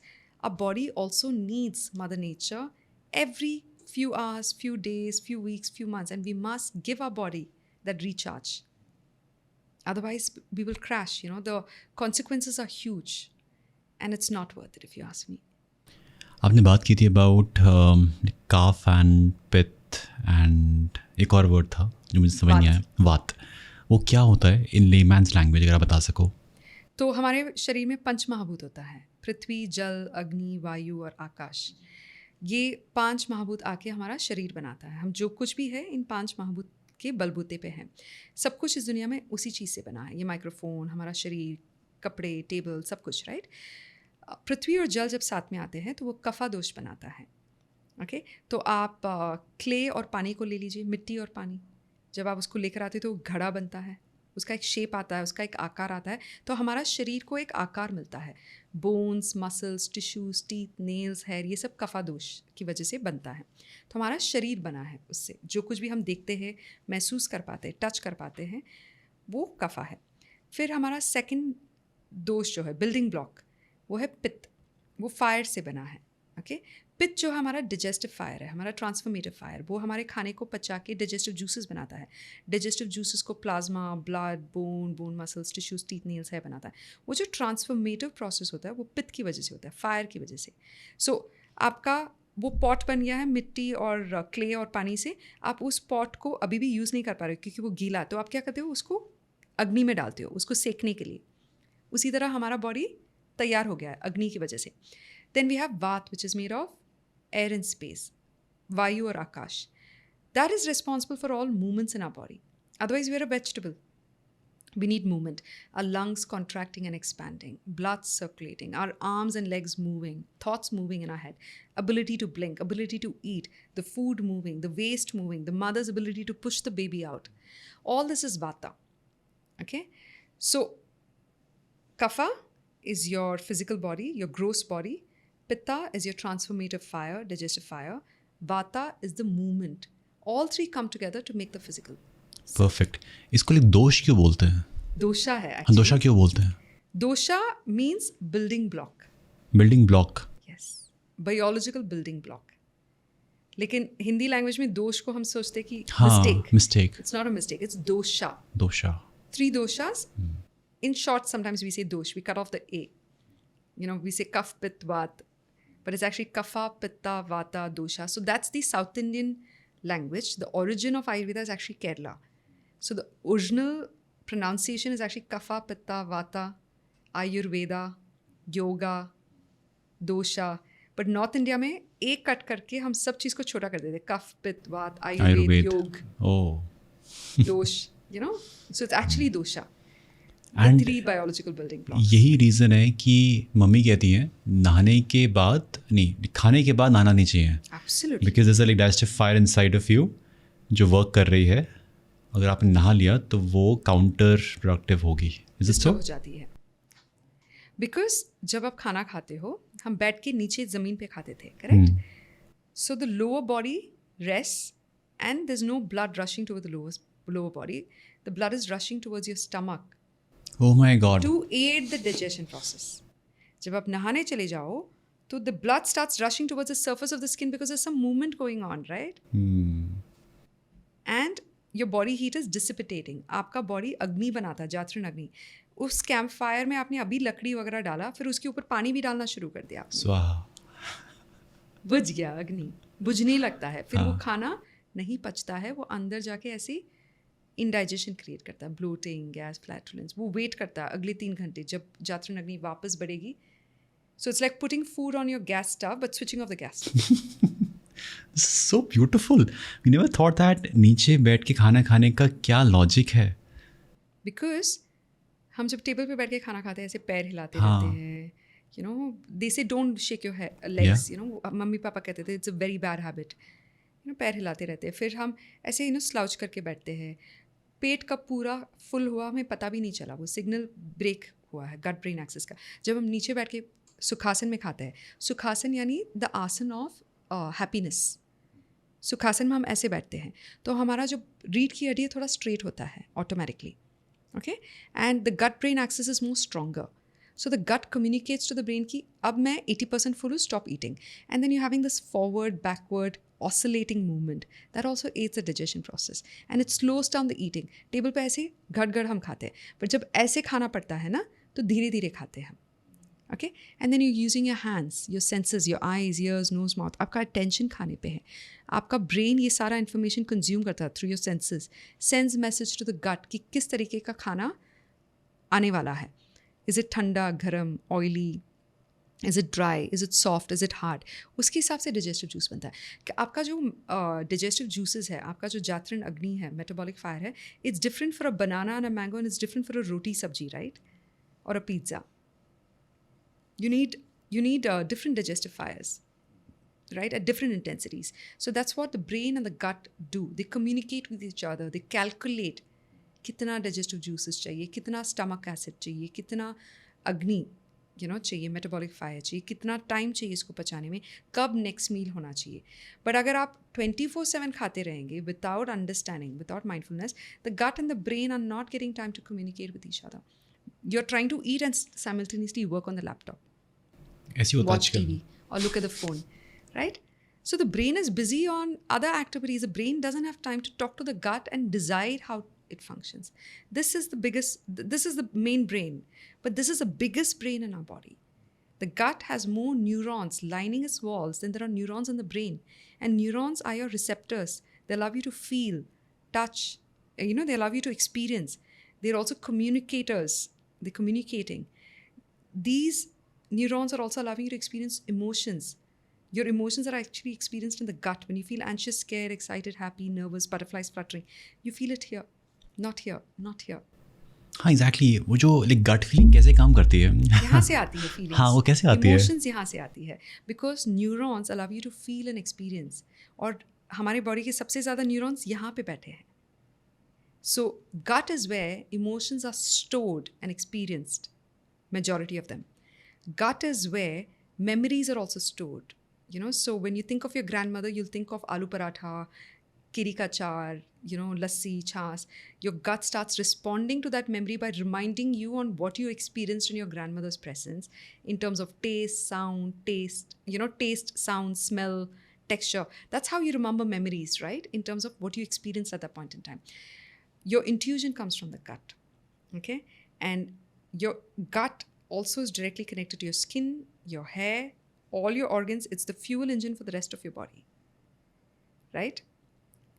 70 to 80% of your serotonin, your happiness, is produced here in the gut. Chocolates khate hi happiness feel hota hai. बहुत ज़्यादा. Right? A man proposes to a woman with a box of chocolates, not a box of onions. Just imagine. Because he's first trying to trick her into releasing serotonin, so that the chances of her saying yes to him is higher. Oh wow. Crazy hack. This is nice. May not always work. But it's worth the effort. So the gut is a very intelligent organ. And in the last 15 to 20 years, Western medicine has really come forward taking charge of this conversation on gut health. Gut was not a conversation 20 years ago. When I was in school, we never heard the word gut. We had stomach, small intestine, large intestine, colon. We had the liver, gallbladder, pancreas. These were isolated organs. You can become a kidney doctor. You can become a stomach specialist, a gastroenterologist. You can become a colon specialist. Okay? You can become a specialist of different organs. Now, gut health specialists basically understand how these organs are interdependent, interrelated, and takes a holistic approach to addressing all of this. You keep eating 24/7, it's going to cause your liver to not be able to do its main job, which is detoxification, right? So you change your eating habits to support your liver. You change your eating habits to support your colon, the timing of food. So it's a holistic approach to health by approaching all your digestive organs in one go. And this is the largest set of organs. Your digestive organs begins right from the mouth to the colon. So when you look at it, it's the largest set of organs in your body. It's the fuel engine of your body. If this didn't exist, human beings can't exist. There are human beings sadly born without limbs, without arms, without legs, but they're born with a full-fledged digestive system, right? And they're able to even give birth despite having no limbs. You cannot exist without this. I also have seen cases of, patients who've been paralyzed all their life, 50 years, 60 years, but they had a good digestive system and they were able to survive. Even though they couldn't move their body, they could only move their facial muscles and talk. There was this man, with the iron lungs in England who recently passed away. So iron lungs. Iron lungs. Back in the day, they did not have this lung transplant technology. So they built iron lungs for him, which artificially helped the lungs contract and expand for him to inhale and exhale. So he was put inside this iron cascade where only his head was out. This whole body is inside that iron structure. And he remained there because there was no replacement for it, and also the technology that was used for building that did not exist any further. So he remained in it for at least 50, 60 years, that man with the iron lungs. He studied law, he studied accounts, he studied many, many degrees while being there. He was able to enjoy his meals. He loved his bread. He loved his, meals. He had a fully functional digestive system. He was able to digest food and hence he survived. Without this, it's impossible. We've understood, brain is very important. But there are brain dead human beings still, lying in the coma, waiting for the heart transplant to the next hopeful patient, right? Heart fails, you can replace it. A liver fails, you can replace it. Kidneys are also being replaced. But your entire digestive system cannot be replaced, can it? Mouth to the colon. Maybe technology will evolve and we'll be able to come to that level also, but your digestive system plays a very critical role for your existence, for your survival, and not just your physical health, your mental, emotional health depends on this. Your gut is made of trillions of bacteria. Gut microbiome kehte usko. It's like a dense rainforest. You can't count the number of trees or plants or animals and birds in it. Trillions of diverse variety of bacteria, not the same. Each bacteria has a different role. There's a set of bacteria that knows how to digest wheat. There's a set of bacteria that knows how to digest rice. Now, some people, because of overabuse of antibiotics or because they were not exposed to that kind of bacteria, don't know how to digest wheat anymore. They get gluten intolerance. This is very common these days. Yes. वो क्यों होता है? One, because wheat has been genetically modified, and the gluten has become like a very hard protein. It was hardened to repel pests and insecticides and to preserve the crops and have better harvest. But it has become so hard, the protein, that our human body is not able to break it down. So gluten intolerance has happened. Lactose intolerance is happening because dairy is coming from an abused industry where the cows are abused, right? So there are some people who've probably never eaten this particular fruit. They don't have the bacteria to digest that fruit. That's why we say when you go to a foreign country, first eat the local fruits. Ingest the local bacteria. Then you'll be able to acclimatize better. Eat local, live global. Rujita ji kehti hai. Very powerful saying. Eat local, eat seasonal, live global. So that's the approach you must have. Okay. Now, the gut bacteria also influences your mental health. It can trigger anxiety, stress, clinical depression if your gut bacteria is not healthy. Your gut microbes also impact your emotional well-being. If you're constipated, if you're having IBS, diarrhea, you could be snappy, irritable, short-tempered. Your GI tract is extremely sensitive to emotions. If you're angry and you eat food, it'll become more acidic. Okay? That's why they say don't eat food when you're angry. एक glass पानी P low. पहले शांत हो जाओ. फिर खाना खाना. गुस्से में कभी खाना नहीं खाना चाहिए. Little things like that, has so much wisdom in it. And we've ignored it for the longest time. And every time, I'm discovering something new, I connected to my great-grandmother and my grandmothers. They said this. They were always right.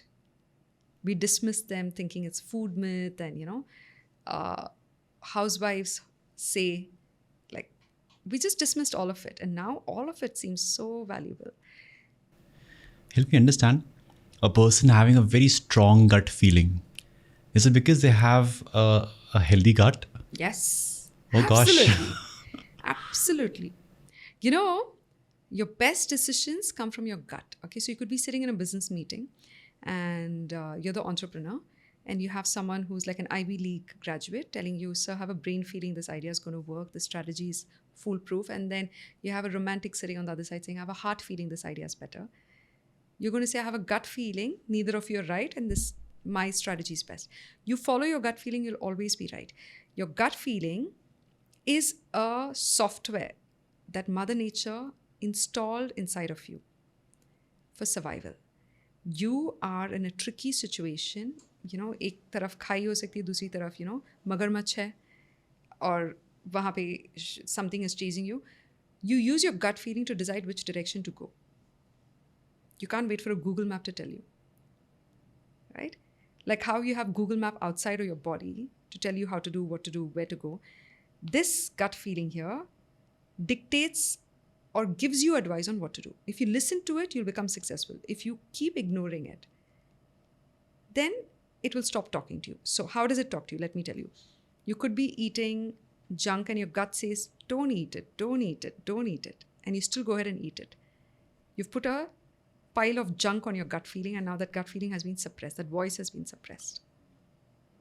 Your gut intuitively tells you if it's healthy, when to eat, what to eat. I've seen patients, and I've felt it in me. Suddenly, I would crave like coconut milk ice cream, and then I realized it was repairing a broken tissue which I had. Suddenly, I would crave something, khatta, because my body wants to cleanse itself. Suddenly, I would crave, karela, which I did not like, because my body wants to deworm. Pumpkin seeds, flax seeds. You have to listen to your intuition. That will happen if you've lived a disciplined life for a long period, because an alcoholic's gut craves more alcohol.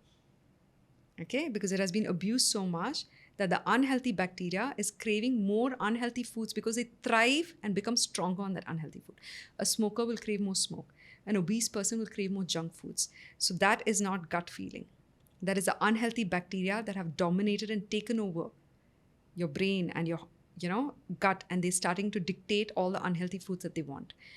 So you have to live in a very disciplined manner for a few months, years, for the gut feeling and the gut instincts and the gut intuition to come back. Then that gut feeling, gut intuition, gut instincts will drive you. Like I always ask myself when I'm in a calm state, which hotel should I book? Which flight should I book? Should I book my tickets or not? There are times when my gut would say, don't book your tickets at all till the last minute. And it would turn out to be the best decision. But when I don't listen to it, I get punished. I'll end up wasting a lot of money, booking like multiple flights, and then I'll be like, damn it, I should have listened to my gut feeling. So that gut feeling is your inner voice that teaches you how to navigate this world and survive. So it teaches you also what foods to eat and not eat. If your gut feeling is strong, just by looking at the food, a lot of, monks and sages have been able to do it, like Sadhguru does it. They will look at the food and say, today I will not eat this food. Today I'll eat this because my gut says I need this right now. So you feed your gut what it needs, not what you want. आप अपनी जुबान की सेवा करना बंद करो.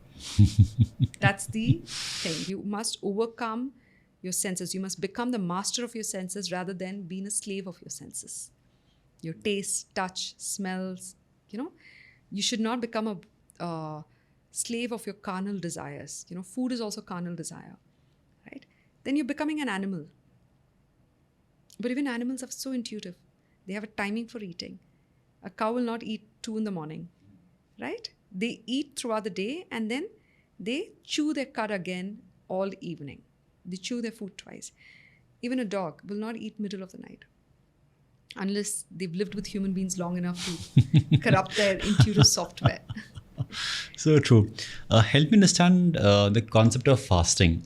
मैंने observe किया है कि घर पर एकादशी के दिन मम्मी फास्ट कर रही हैं एंड आई फेल्ट कि क्या लॉजिक है again as a rebel as a teenager and now I understand कि is it because of the moon and the tides and the water Yes. So क्या science है आप बताइए. this is something I've just started exploring recently. Out of curiosity, I've started reading a little bit about astrology because it has a lot to do with astrophysics and astronomy, the position of the planets. And I've also started trying to understand Vastu, which direction of the planet gives more positive energy, negative energy. Why should we sleep with our head to the south direction? It gives you deep sleep. How? Because, there's a magnetic certain field. energy, magnetic field. So I said, oh, wow, this is so scientific, this approach to health through Vastu, astronomy, astrophysics, astrology. Astrology is a sister science of Ayurveda. So Ekadashi is something that I didn't understand until my cousin recently started fasting, and she said it's a powerful day. And this is something not just Indians believe in, by the way. In New York when I was living, वहाँ पे मेरी जो hostess थी ना, उनकी जो sister है वो doctor थी. And she said, oh, tomorrow is a full moon night. I'll be in the hospital all day. I said, why? We'll have the maximum number of emergencies and accidents and stuff like that. A seasoned carpenter will end up, hammering his own finger. But he's such a seasoned carpenter, us din, he ends up having an accident. People's attention is all over the place. Why? Because the gravitational pull of the moon is so strong on a full moon night, the ocean is rising up almost 10 to 11 feet. What is your body? It's 75% water. Your brain is 85% water. Do you think the moon that can impact such a big ocean body will not impact you? We're like a tiny speck of dirt in this universe. Not even that. Of course, it's impacting our body. All your fluids are rushing and ebbing and flowing, and your emotions from your subconscious mind, your thoughts, memories from your subconscious mind are now surfacing into the conscious mind. Your conscious mind is only 5%. Your subconscious mind is 95%. So all the memories that you don't want to remember, you've stored it in your subconscious mind. You don't want it. What's in your conscious mind? How to navigate, toothbrush, car, drive, electronics. That's in your conscious mind. All that starts surfacing. All your unresolved issues and emotions start surfacing, and you're distracted and you end up having an accident.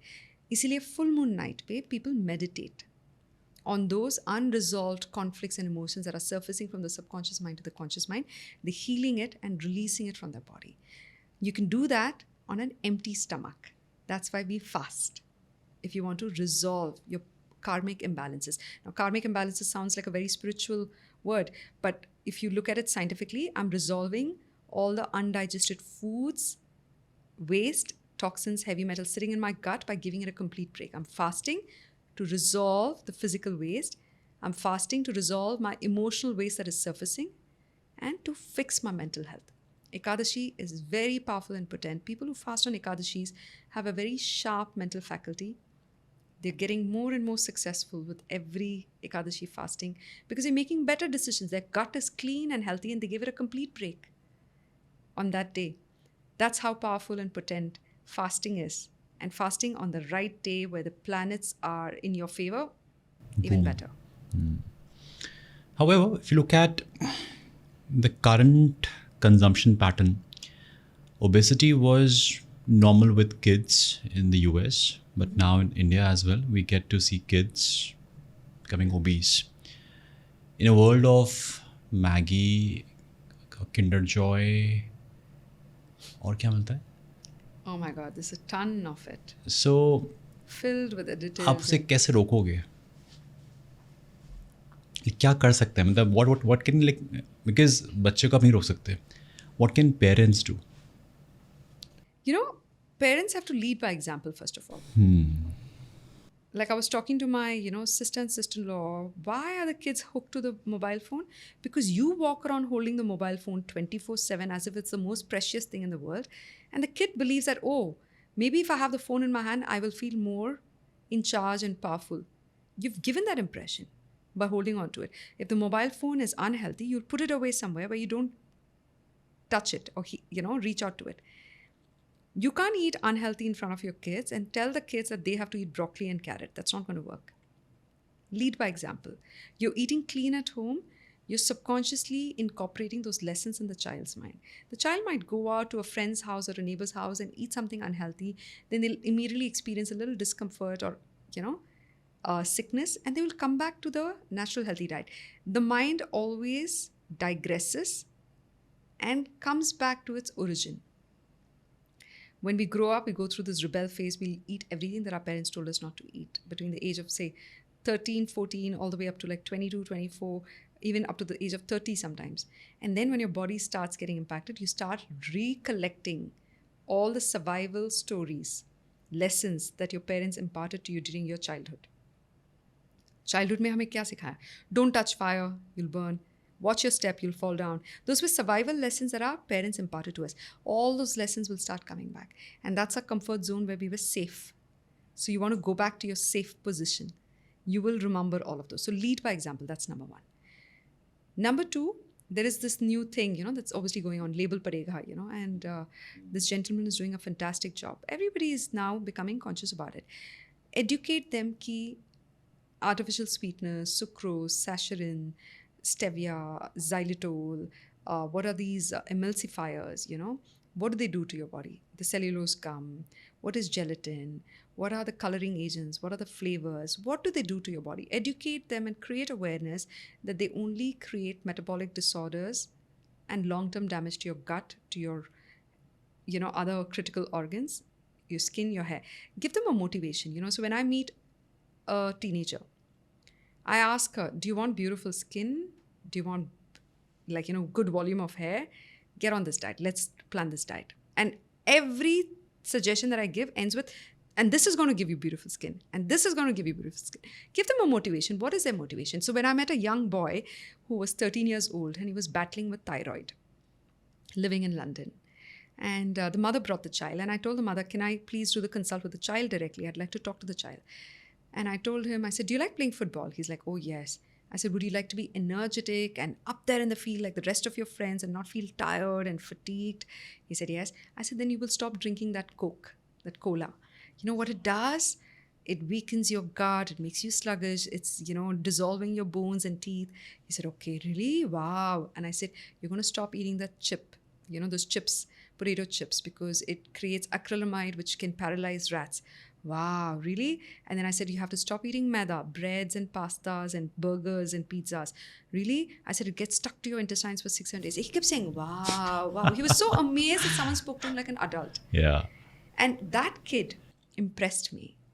A few months later, the mother called back and she was my student and I didn't realize it was the same lady. And, we were teaching class and having a Q&A session and she said, yeah, my son consulted with you. I was like, oh, really? What's his name?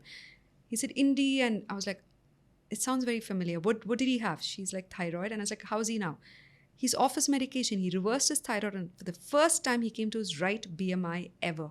Can you imagine that boy changed his life? His entire family changed their diet to support this child's recovery. And a year later, the family changed the direction of their life and they're moving lock, stock and barrel to Mauritius to set up home because they want to live in nature. See that one little change? Treat the child like an adult. Sit and educate the child. Don't give them instructions. My youngest client, who had a direct consult with me, is 6 years old. I told the mother, I said, can you sit there? Let me talk to the child. I said, आपको constipation क्यों हो रहा है? आपको pain हो रहा है ना washroom जाते वक्त? She's like, yeah.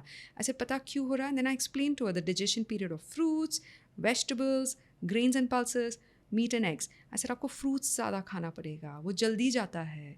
Vegetables ज़्यादा खाना पड़ेगा. She understood everything. You have to treat them like an adult. Educate them. Give them the power to make the decision. Beautiful. This was उन्हें समझ इसलिए आया because आपने समझाया इतने अच्छे से. That's simple thing. I think I have the same wavelength as those kids. Maybe I connect with them better. I'm able to. I think I'm a baby whisperer. I would say that I can communicate with children very effectively, and I'm able to see that change, and it makes me feel very happy. And maybe I see my own childhood in them. That I suffered a lot as a child. And I'm constantly reminded of, what I went through. And I'm like, I don't want this child to suffer because of lack of education, lack of awareness. You can have everything in your life with money, but education and awareness cannot be bought. You have to work hard for it. And by God's grace, I've had the opportunity and the luxury to cut away from a high-paying, high-rise career and to do this job of researching and learning Ayurveda and digesting all that information and then sharing it with people who care to listen and who want to listen. So I feel blessed, and I feel now it's also my job and my duty to keep it going so that I can create more mini-me's who can then go ahead and educate their other families, friends, and relatives. So it's a responsibility for all of us who has that knowledge to take it forward to others. What is like PanchKarma? Well, Pancha means 5, Karma means actions. The 5 actions to detoxify your body. PanchKarma is 5 ways of detoxifying the body. So before you do PanchKarma, you prepare the body for detoxification. Okay, you do Abhyangam. Okay, Abhyangam is a full body massage with medicated oils to increase blood circulation, to lubricate your joints, muscles, and nerves, to liquefy toxins and to collect toxins from everywhere and bring it towards the gut, towards the surface of the skin. And then you do Svedana, sweating, okay, which can be steam bath or potli massage with, warm herbal poultice powders. Warm herbal powders put in a poultice bag. That helps in sweating out toxins through your pores. So you first increase the blood circulation and liquefy the toxins and then sweat out some of the toxins and prepare the body for PanchKarma. फिर PanchKarma में शुरू होता है a series of other ways of cleansing. There is Virachanam, oral medication. You consume medicated herbal ghee every day for like a few days, like 10 ml, then 20 ml, 30 ml, all the way up to say 100 ml. This helps in lubricating your GI tract, mouth, intestines, esophagus, colon. It helps in collecting heavy metals and toxins that have got trapped and solidified in different parts of the body and moves it towards the colon.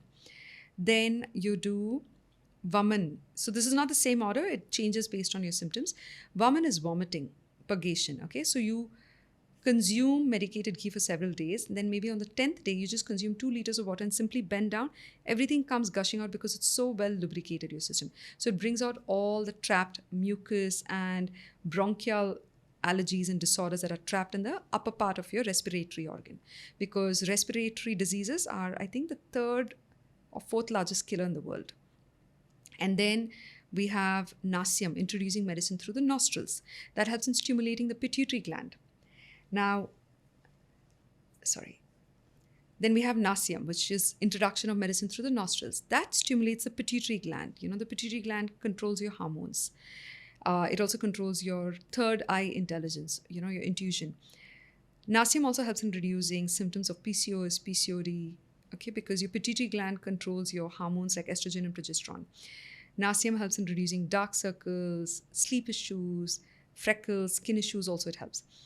Then we have Basti treatment, which is basically pooling of oil in different parts of the body that's affected. So we have Griva Basti for the neck. They'll create a dam with dough and pour medicated oil into that dam over that affected cervical area. So cervical spondylitis or something. And then we have lumbar spondylitis. We'll do, Kati Basti. Then we do spine dhara for the entire spine. We do Janu Basti for the knees. And the main Basti is actually enemas. Pooling of oil into the colon, medicated oil to lubricate the colon, to liquefy the sticky toxins that are stuck there and prepare the body for evacuation. It's not an enema where you rush to the washroom. It's a lubricant introduced into the system and it stays there naturally for 1 to 12 hours. Then you have another enema called Kada Basti or Niruva Basti, where they introduce 1 liter of medicine through the colon, early morning, empty stomach.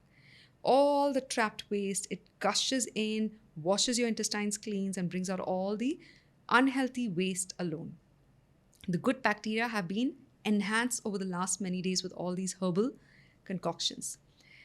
Then you also have Raktamokshan, bloodletting, where they use leeches or sterilized needles for pulling out toxic blood trapped under the skin. So it is very effective for alopecia, vitiligo, ringworm infection under the skin, varicose veins. My mother's done that treatment. Even she saw some immediate results. With that. So these are 5 ways or actions of detoxifying the body. It's called PanchKarma. And how long is the process? Usually you stay in an Ayurvedic retreat or a village, Ayurvedic village as we call it, or you go to a clinic, spend an hour and a half on treatments per day or 2 hours per day.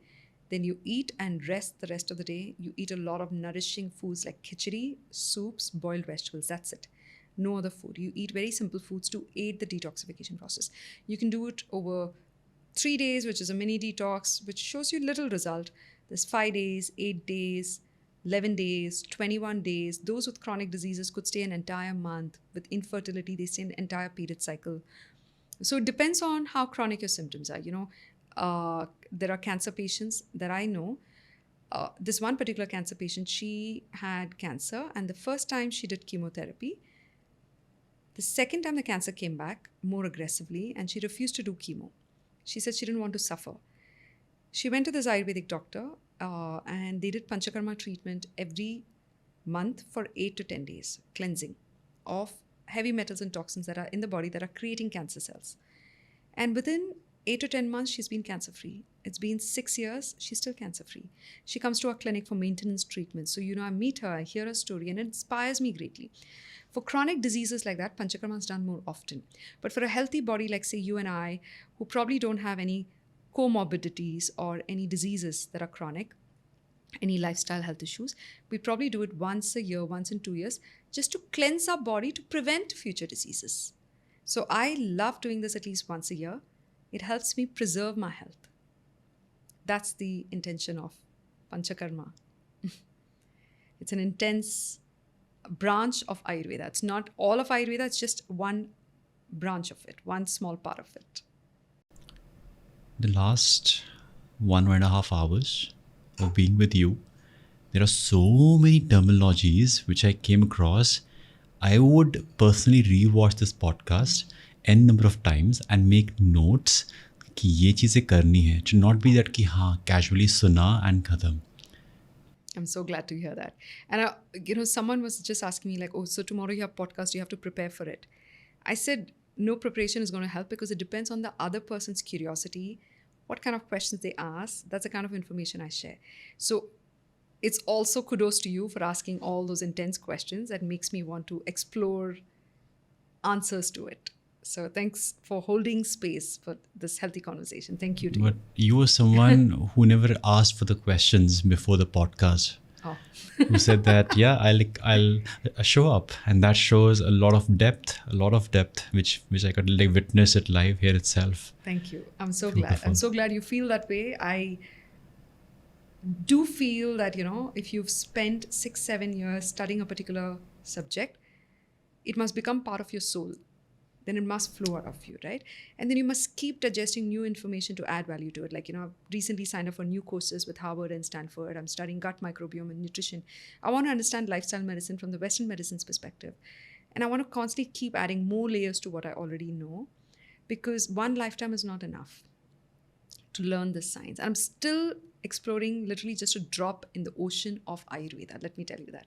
It's a massive ocean. We can spend many lifetimes studying that. And this is just the tip of the iceberg. And I just hope, this conversation motivates the youth to relook at their traditions, their cultures, their root, and feel more proud about it. And consider, learning about it to preserve their health, to help their friends and family. Do it for your loved ones, even if you don't care for yourself. Do it for them. So what's your gut feeling right now? Think that it all fell with the rhythm of the universe. It wasn't forced. It wasn't prepared. It wasn't planned or structured or predisposed. It was with the rhythm of the universe. The universe created a situation and a platform for us to be able to engage in this meaningful conversation despite having no background conversations or friendships or, past history of conversations. If you can have a meaningful conversation with a complete stranger and create value, then the universe is talking through you. It's not you. So you're in rhythm with the universe. And that's a very peaceful feeling. I love this connect. I love this the way you mapped it. Thank you. Thank you for doing this. Thank you so much. Thank you for having me. Thank you so much.